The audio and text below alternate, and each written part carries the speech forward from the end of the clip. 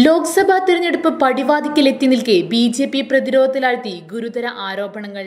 BJP നേതാവ് മുൻ കർണാടക മുഖ്യമന്ത്രിയുമായ ബി.എസ്. യെദ്യൂരപ്പ 2008-2009 കാലഘട്ടത്തിൽ ബി.ജെ.പി നേതാക്കൾക്കും ജഡ്ജിമാർക്കും അഭിഭാഷകർക്കുമായി 1800 കോടിയിലേറെ രൂപ നൽകിയതായി വെളിപ്പെടുത്തൽ. കാരവൻ മാഗസിൻ റിപ്പോർട്ട് കാണിച്ചാണ് കോൺഗ്രസ് ആരോപണം ഉന്നയിച്ചിരിക്കുന്നത്. യെദ്യൂരപ്പയുടെ ഡയറിയുടെ പകർപ്പ് കോൺഗ്രസ് പുറത്തുവിട്ടു.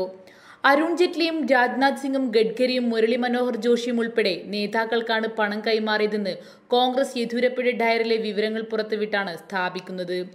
കോഴപ്പണമാണ് ദേശീയ നേതാക്കൾക്ക് നൽകിയതെന്ന് യെദ്യൂരപ്പ ഡയറിക്കുറിപ്പിൽ പരാമർശിച്ചിട്ടുണ്ടെന്നും ഇക്കാര്യമെല്ലാം അന്വേഷിക്കണമെന്നും കോൺഗ്രസ് വക്താവ് സുർജോവാല പത്രസമ്മേളനത്തിൽ ആവശ്യപ്പെട്ടു.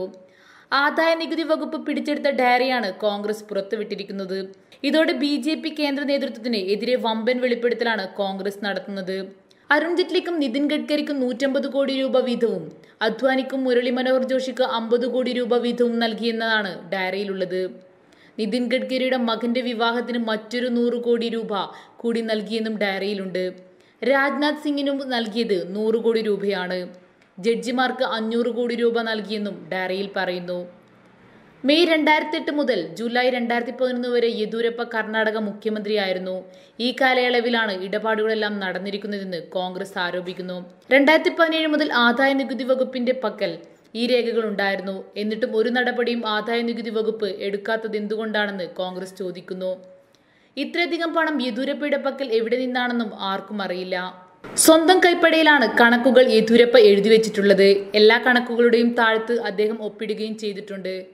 പിൽക്കാലത്ത് ആദായ നികുതി വകുപ്പ് യെദ്യൂരപ്പയുടെ വീട്ടിൽ നടത്തിയ റെയ്ഡിൽ ഈ ഡയറികൾ പിടിച്ചെടുത്തു. എന്നാൽ ഇത്ര വർഷം കഴിഞ്ഞാണ് ഇപ്പോൾ ഇതിലെ വിവരങ്ങൾ പുറത്തുവരുന്നത്. 2017 മുതൽ ഈ രേഖകൾ ആദായ നികുതി വകുപ്പിന്റെ കൈവശമുണ്ടെന്ന് കാരവൻ പ്രസിദ്ധീകരിച്ച റിപ്പോർട്ടിൽ പറയുന്നു. രേഖകൾ പ്രകാരം 1000 കോടി രൂപ ബി.ജെ.പി കേന്ദ്ര കമ്മിറ്റിക്ക് യെദ്യൂരപ്പ നൽകിയിട്ടുണ്ട്. News desk big 14.